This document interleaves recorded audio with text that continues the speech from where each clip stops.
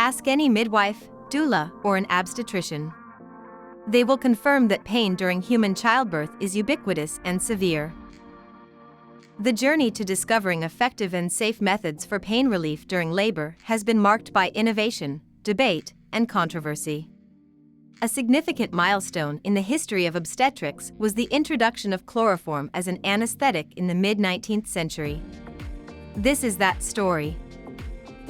Dr. James Young Simpson, an obstetrician from Scotland, was searching for better anesthetics to relieve pain during childbirth. In those days, ether was the only available solution. However, this gas was highly flammable, and considering that lamps everywhere were open flame, it was a dangerous situation.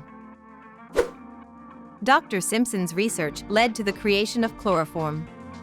Originally an industrial solvent, Simpson and his colleagues modified this chemical to serve as a potent anesthetic which was safer and more effective.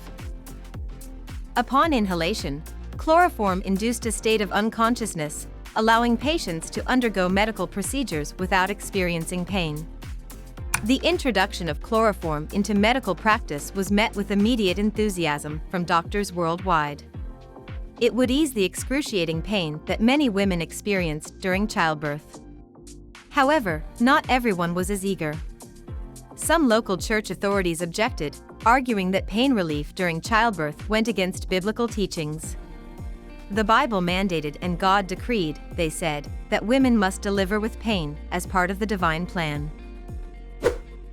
The news hit expectant mothers and their doctors hard. Despite the need, the rollout of chloroform seemed to have stopped.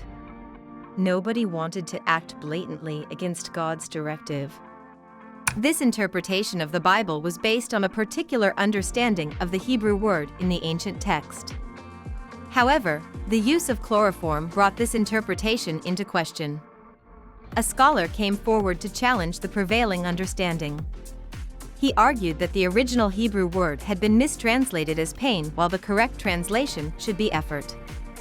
This reinterpretation suggested that using chloroform as pain relief did not violate any religious guidelines. The relief among the medical community was palpable. With this new interpretation, doctors who had paused began to administer it more freely. One of the most notable moments in the early adoption of chloroform came when Queen Victoria of England chose to use it during the birth of her 8th child in 1853. Her positive experience, described as a blessed relief, helped dispel much of the stigma surrounding the use of anesthesia during childbirth. The news from the royal palace quickly spread, and the comfort and ease reported by the Queen led to a rapid increase in the popularity of chloroform.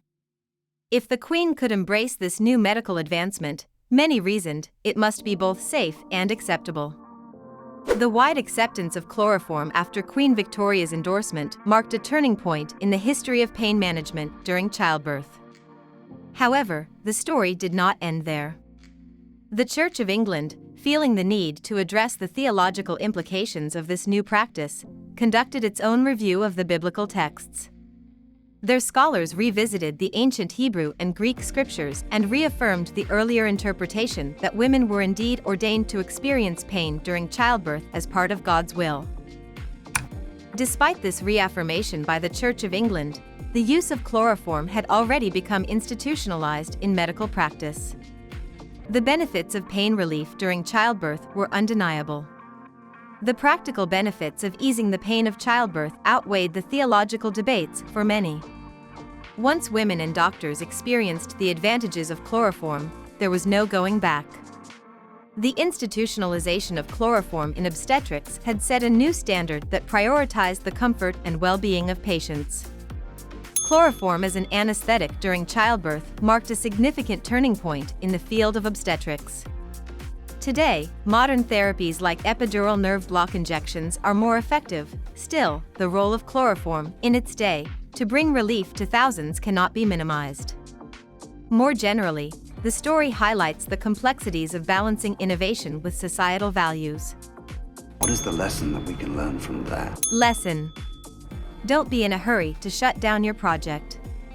Scan the horizon and see if any new, creative options are feasible. And be on the lookout for celebrities who are using what you offer. Please like and subscribe.